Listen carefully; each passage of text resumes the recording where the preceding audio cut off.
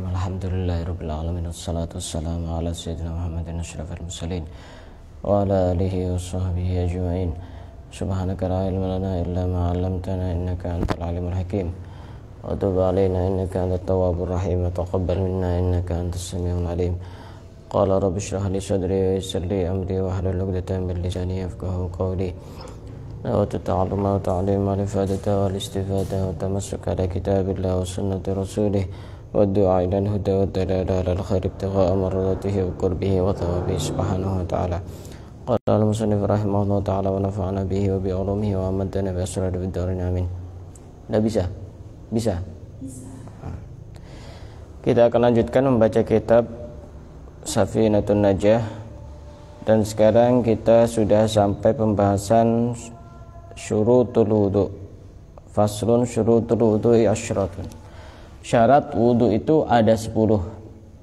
Nah, wudu ini termasuk hal yang penting karena berhubungan dengan sholat. Kalau wudunya tidak benar, maka sholatnya tidak sah.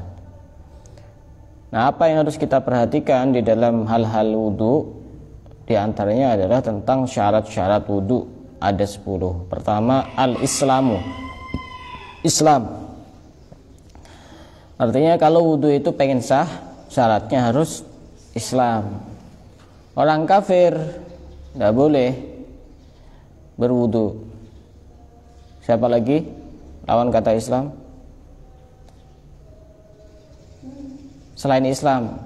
Contoh, orang murtad.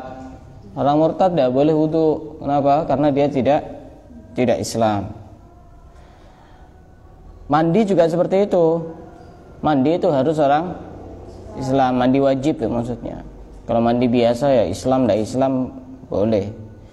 Kecuali orang kafir yang dia mu'alaf, dia pengen masuk Islam, maka boleh dan sunnah hukumnya untuk mandi.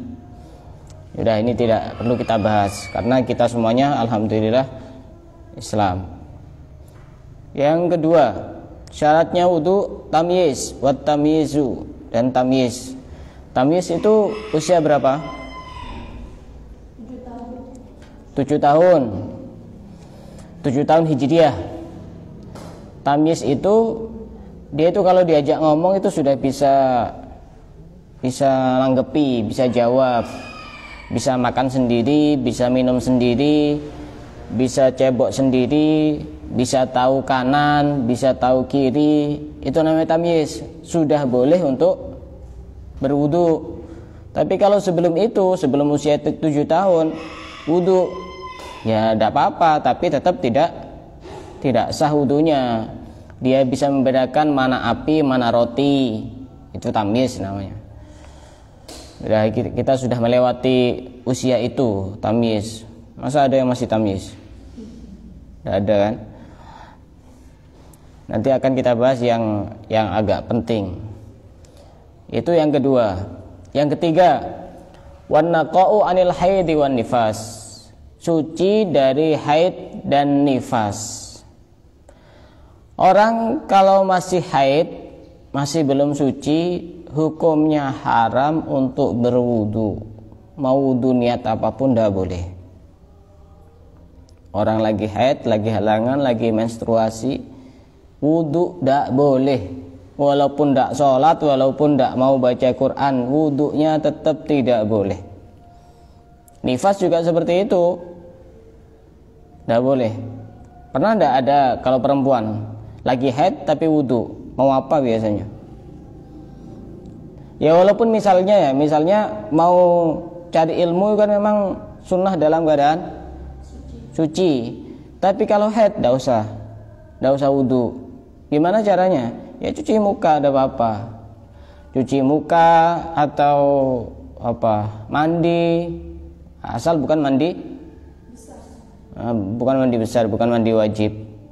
Maka syaratnya wudu itu harus benar-benar suci dari haid, dari nifas. Kalau masih belum suci, tidak boleh wudu. Apa nifas itu?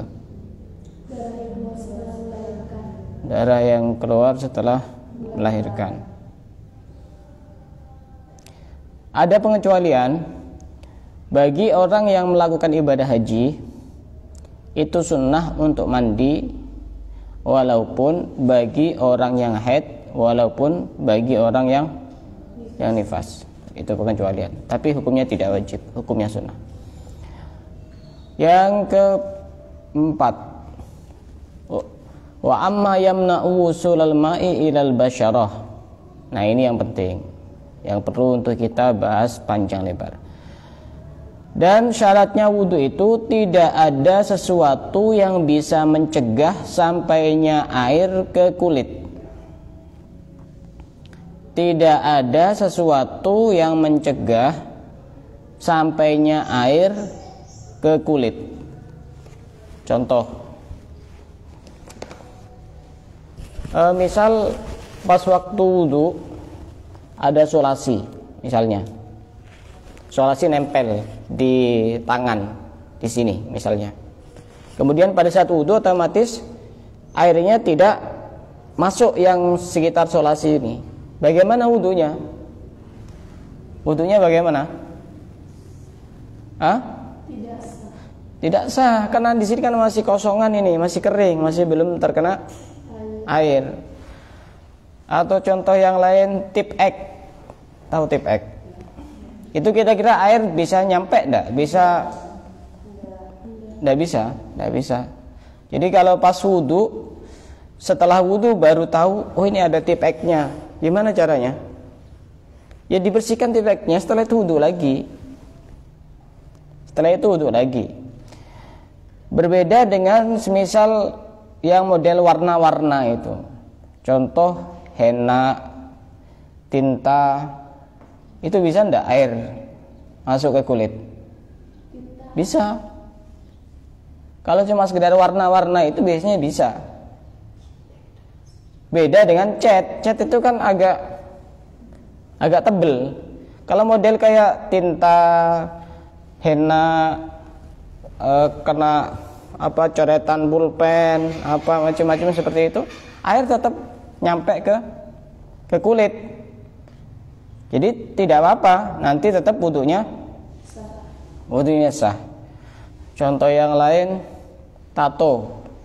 Gimana kalau ada orang mantan preman, dia ingin tobat, tapi tatonya sudah sekujur tubuh. Gimana? Boleh apa enggak? Wudhunya sah apa enggak? Sah. Wah, kata siapa? Wudhunya sah apa enggak?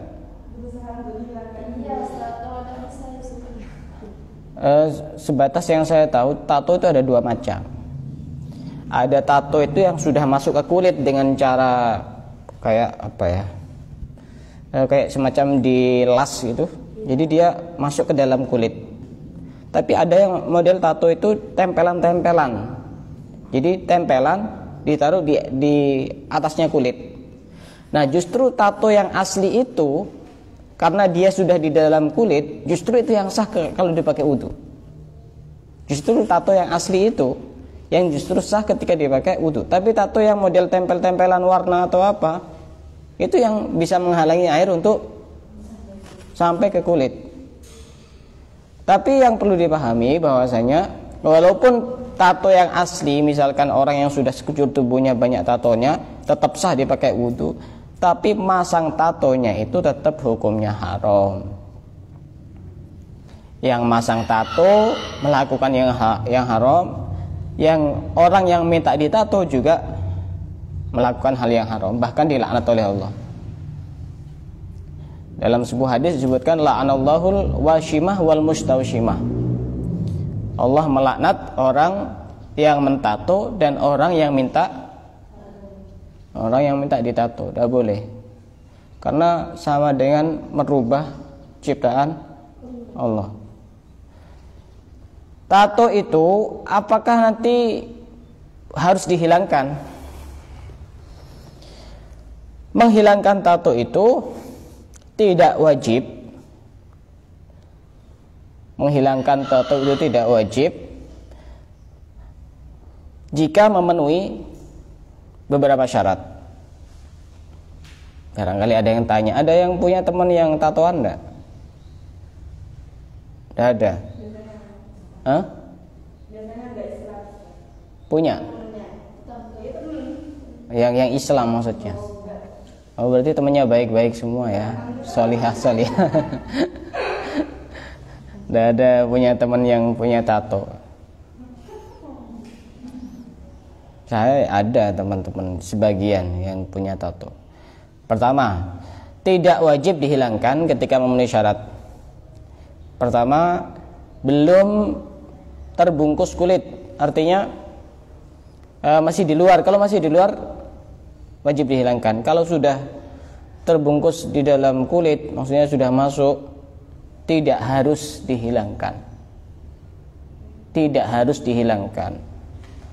Apalagi misalkan nanti bisa menimbulkan bahaya. Tidak harus dihilangkan. Tidak wajib dihilangkan.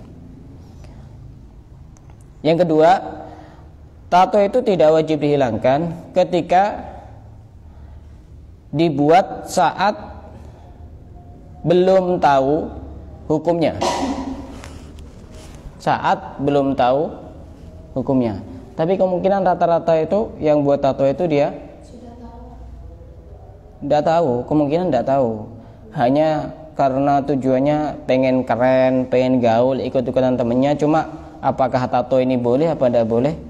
Mungkin sebagian ada yang tidak tahu. Mungkin sebagian besar tidak tahu bahwa itu hukumnya haram.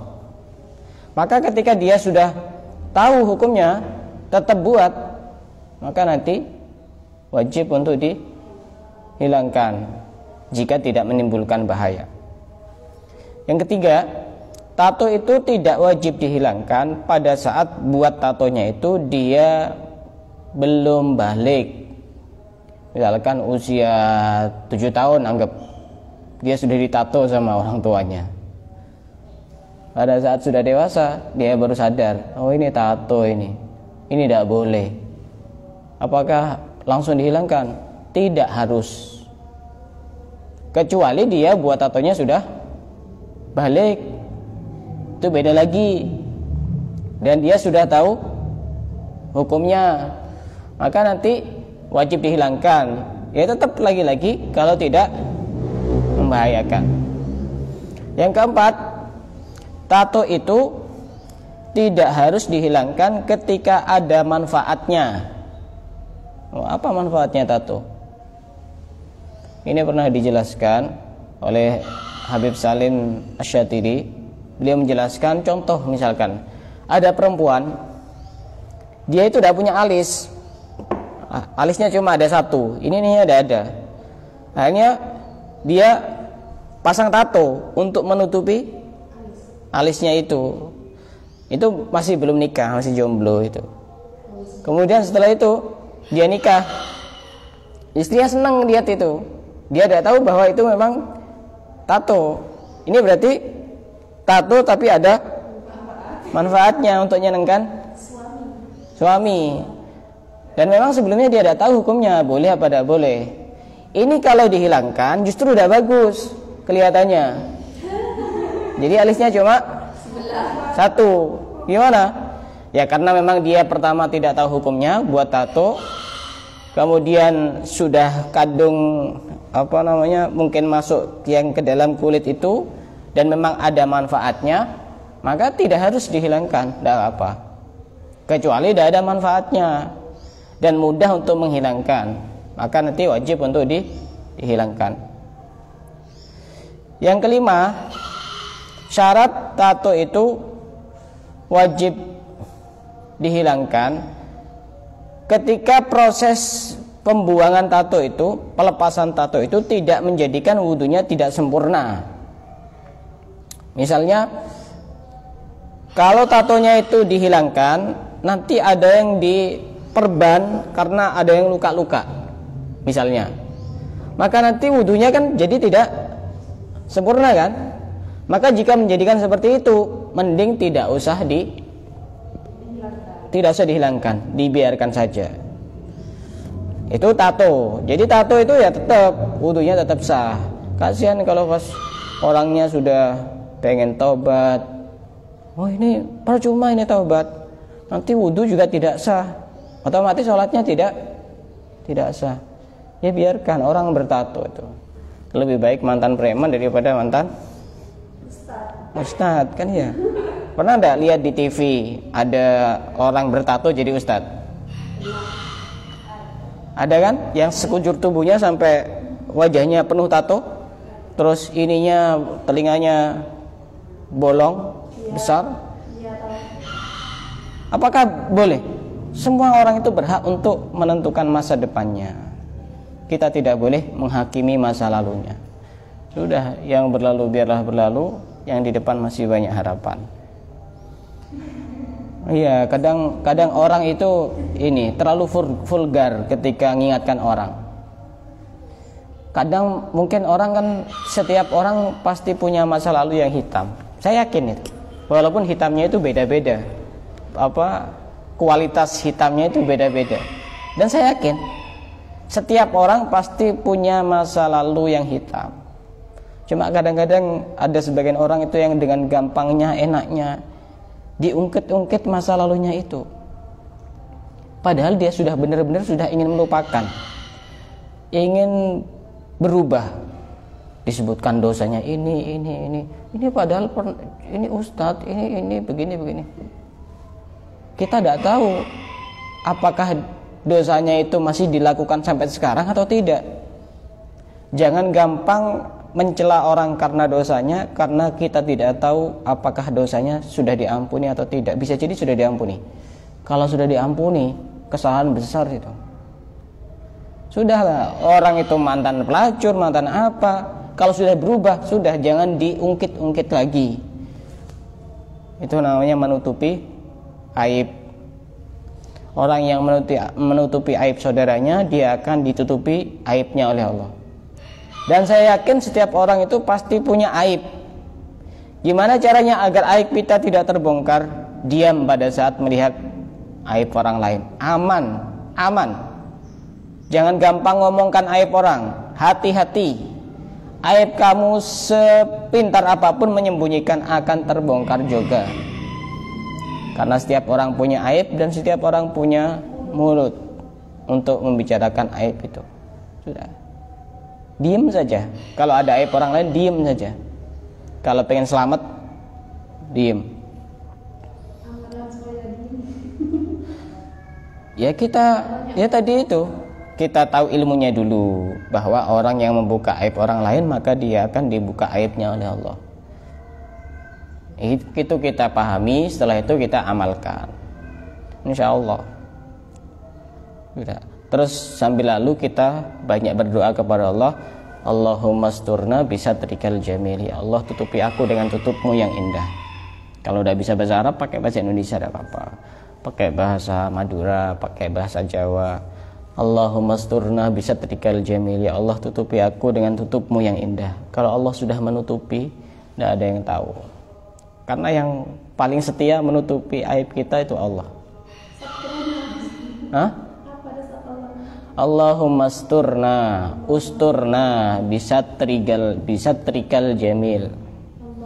Ya, usturna, alif sin ta ro na ne nun alif, usturna bisatrikal jamil.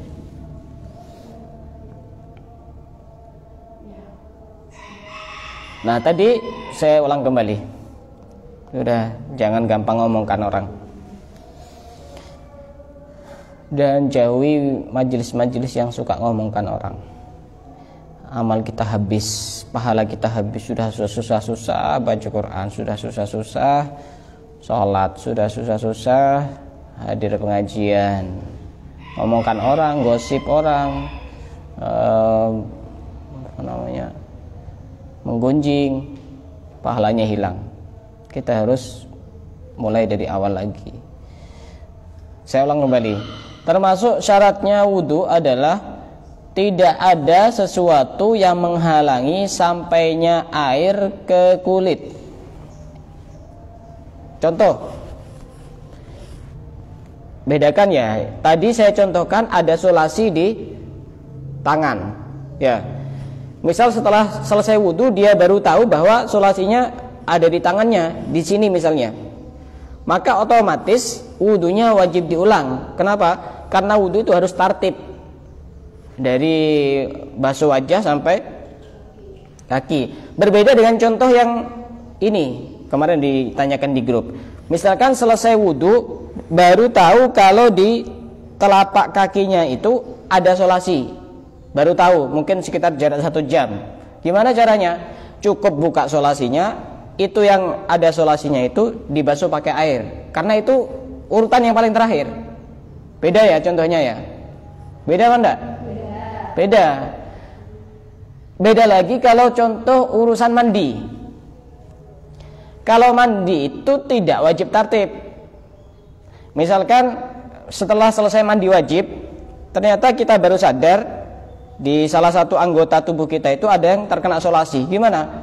Ya cukup disiram yang ketutupan solasi itu. Karena mandi itu yang penting semuanya terkena air. Jadi tidak harus mandi dari awal lagi. Gitu loh. Dan itu akan menjadi berbeda ketika yang bisa menghalangi air itu tidak di anggota wudu, maka tidak usah diulang lagi wudunya. Contoh, solasinya ada di sini, misalnya, baru setelah selesai wudu baru sadar, oh ini ada solasinya, saya harus wudu lagi apa enggak? Yang jadi pertanyaan, wudunya sampai sini apa enggak? Sampai sini apa enggak? Enggak, kan cuma sampai sini. Sampai siku-siku, tapi wajib dilebihkan sedikit. Kenapa? Untuk memastikan bahwa ini benar-benar terkena air. Wudu jangan ngepas ini, walaupun aturannya sampai sini, tapi wajib dilebihkan sedikit untuk memastikan bahwa ini benar-benar terbasuh dengan air. Sama juga seperti yang kaki, itu kan sampai mata kaki, tapi jangan ngepas, lagi-lagi jangan ngepas, harus dilebihkan sedikit. Kenapa? Untuk memastikan bahwa mata kaki benar-benar terbasuh dengan air. Paham? Yang berikutnya, yang nomor berapa ini? 5. Dan ada rumus juga, semua benda cair tidak bisa menghalangi air masuk ke dalam kulit. Semua benda cair itu tidak bisa menghalangi air masuk ke dalam kulit. Contohnya apa? Minyak. Minyak apa? Minyak tanah, minyak goreng. Waktu kita wudhu kok kayaknya apa? Kulitnya agak-agak licin. Gimana ini? Masuk apa enggak? Tidak bisa. Tidak bisa menghalangi. Artinya tetap masuk. Artinya tetap wudhunya tetap sah. Contoh apa lagi? Oli, apa lagi? Zaitun. Pokoknya semua yang cair. Yang body kan bukan cair itu, ada bentuknya. Masa cair hand body? Ya cair sih, tapi lain kan sudah bisa bedakan sendiri. Yang berikutnya, wa alla yakuna alal udwi ma yughayyirul ma. Dan syarat yang berikutnya adalah di anggota wudhu kita tidak ada sesuatu yang bisa merubah air. Misal orang habis ikut bantu kuli bangunan. Kemudian di sini masih ada banyak apa? Semen. Dan dia wudunya bukan di keran. Kalau di keran aman, dia wudunya di kolam begitu. Langsung pada saat dia itu masukkan tangannya, basuh tangan, langsung begini. Kemudian ini airnya berubah, disebabkan karena ada sesuatu yang ada di anggota tubuhnya itu. Bagaimana wudunya?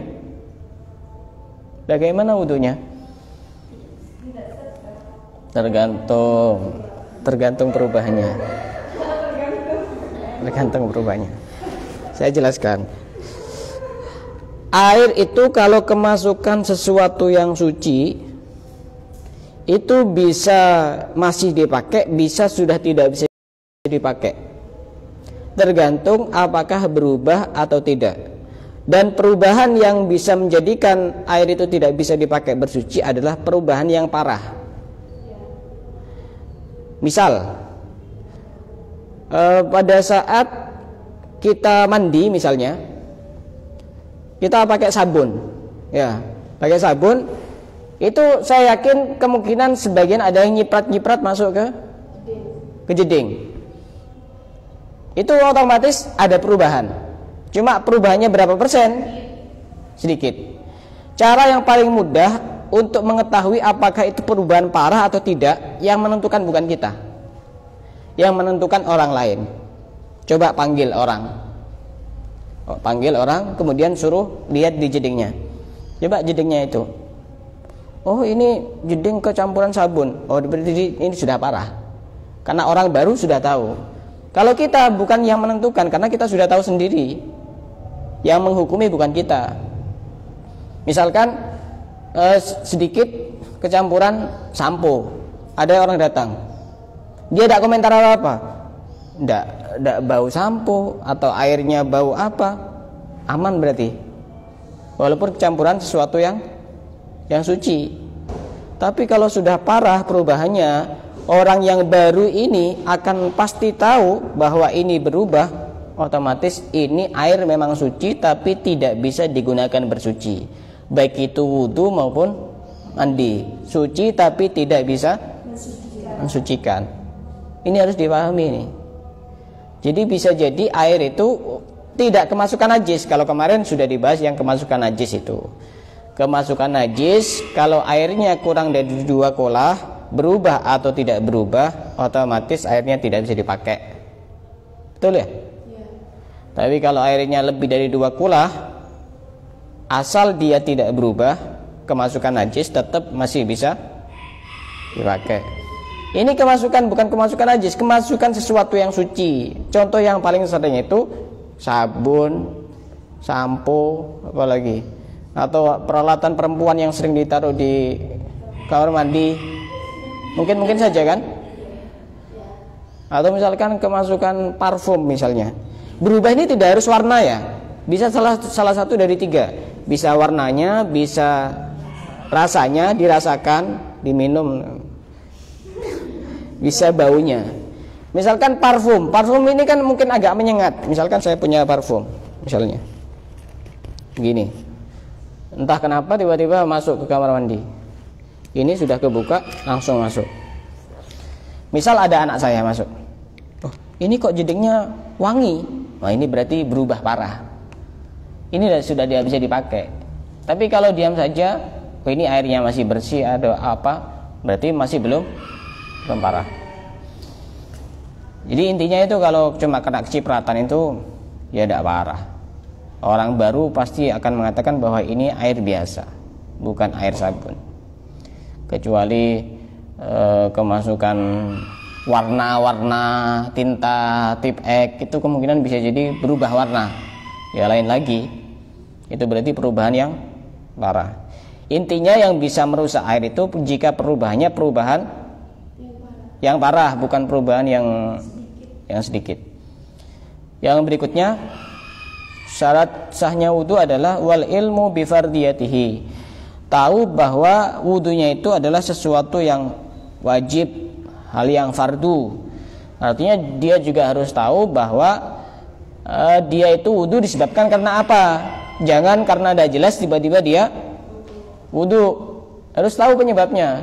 Sudah hadas apa belum? Sudah batal atau belum? Misal contoh ya, ada orang wudu, tapi dia tidak tahu tadi sudah batal atau belum. Pokoknya wudu. Nah setelah wudu dan setelah sholat, dia baru ingat, oh iya betul tadi saya kentut. Wudunya tidak sah, sholatnya tidak sah.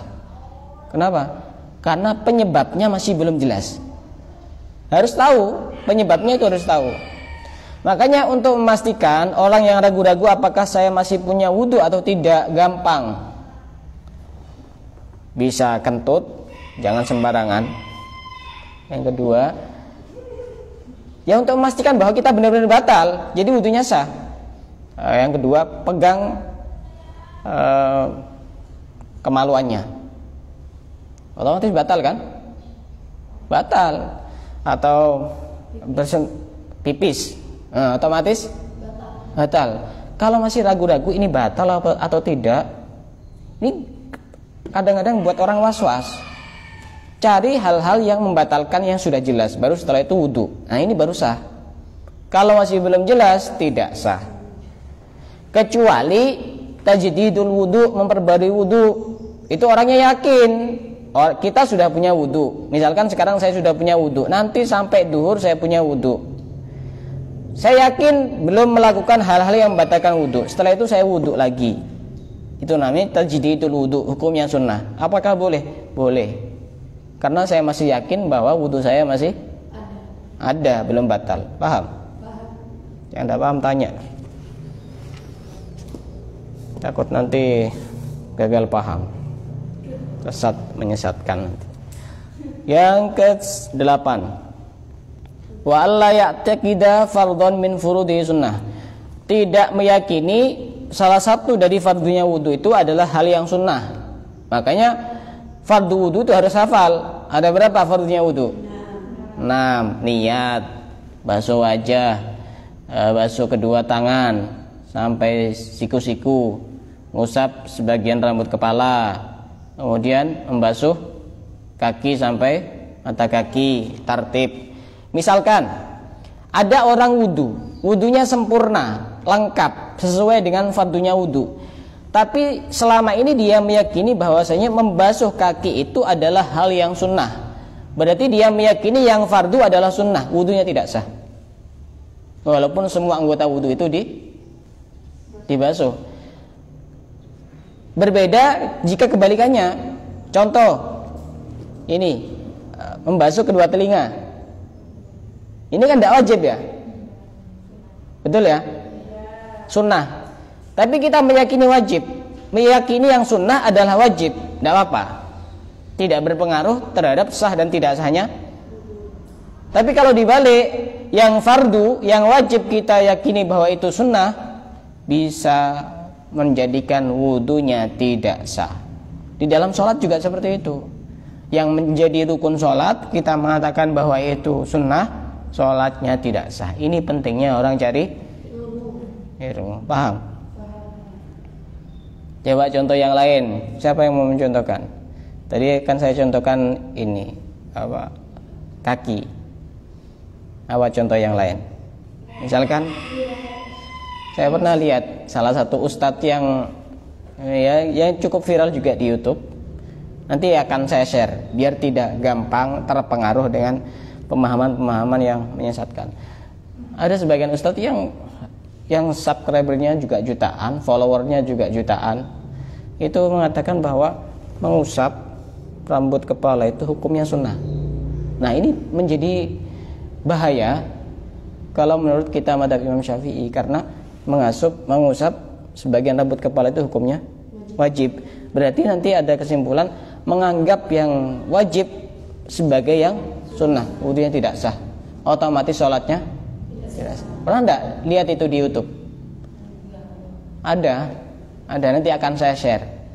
Biar apa? Biar tidak gampang mengikuti. Silahkan kalau background agamanya kuat, tidak apa-apa. Semua ustadz silahkan dilihat. Tapi kalau masih belum kuat, ya cari yang jelas-jelas saja, yang sanadnya jelas, yang gurunya jelas, yang aliran Ahlus Sunnah wal Jamaah. Yang ke-9, wal ma'ut tahur, yaitu air yang suci, mensucikan. Ini kalau dibahas panjang, nanti insya Allah akan ada pembahasan khusus. Yang penting dia sudah 2 kulah atau tidak kemasukan najis. Ini nanti dibahas di lain kesempatan insya Allah tentang khusus air. Pokoknya tadi sudah ada gambaran kan air itu ya. Ada air yang suci, mensucikan. Ini juga kadang sering ditanyakan, gimana kalau jedingnya airnya cuma sedikit, tidak ada najisnya juga masih bersih? Jangan langsung di situ wudunya, jangan langsung di kolam. Ambil pakai gayung kemudian wudu seperti ini lebih aman.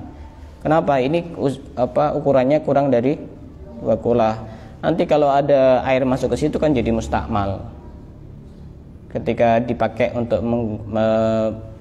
membasuh anggota-anggota yang wajib. Nanti akan dibahas insyaallah. Yang ke-10, wa dukhulul waqti wal muwalatu li daimil hadas. Harus masuk waktu. Ini syarat khusus. Dan harus langsung sholat bagi daimul hadas. Daimul hadas itu ada dua, orang istihadah dan orang yang beser. Tahu beser? Apa itu beser? Kalau istilah sini cercer. Orang yang istihadah, terutama perempuan itu, wudunya harus sudah masuk waktu. Beda dengan yang tidak istihadah. Misalkan dalam keadaan suci, wudu misalkan duhur jam 11, boleh apa tidak boleh? Boleh. Nanti dipakai sholat jam 12, sudah masuk waktu duhur. Kalau dia kondisinya normal, suci, tidak apa-apa. Paham ya? Perempuan ini saya menjelaskan perempuan ini. Tapi kalau dia sedang istihadah, tidak boleh wudu jam 11, nanti dipakai sholat duhur jam 12. Harus ketika sudah masuk waktu duhur. Anggap saja waktu duhur itu masuknya jam 12 misalnya. Pokoknya masuk waktu duhur, dia baru boleh wudu. Dan setelah itu dia langsung harus sholat, tidak boleh ditunda-tunda. Kalau orang istihadah, tidak boleh ditunda-tunda. Masih makan, masih main HP, masih apa, kecuali satu, boleh menunggu untuk sholat berjamaah, itu boleh. Yang lainnya tidak boleh. Kalau orang sedang istihadah itu wudu langsung cepat sholat, kecuali dia mau sholat jamaah, boleh nunggu. Selain itu sudah boleh. Sama seperti orang yang beser tadi itu, orang yang cercer itu, dia wudunya juga harus masuk waktu.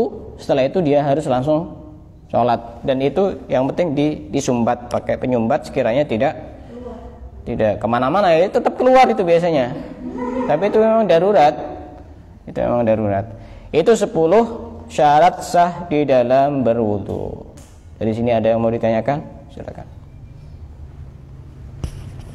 Paham ya? Yang mau tanya silakan. Tidak ada? Ya.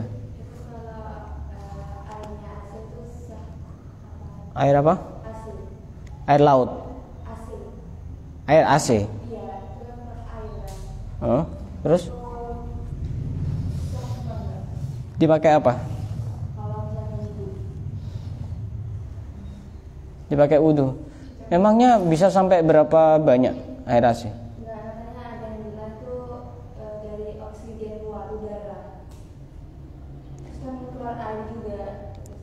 Yang penting yang bisa dipakai bersuci itu harus berbentuk air. Air itu definisinya mengandung apa? H2O atau apa? Pokok ketika mengandung itu baru disebut air. Kalau tidak mengandung itu, walaupun berbentuk cairan, tidak bisa. Contoh gas mengandung tidak? Coba nanti dicari di Google pengertian air yang mengandung zat H2O atau apa gitu. Nah itu yang jadi kuncinya di situ. Mengandung itu apa enggak?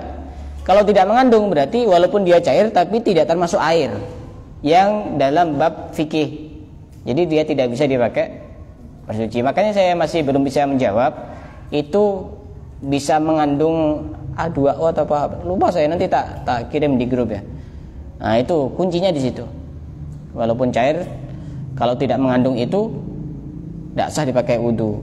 Gas, bensin, itu kan air semua itu, cairan semua. Apalagi minyak tanah, apalagi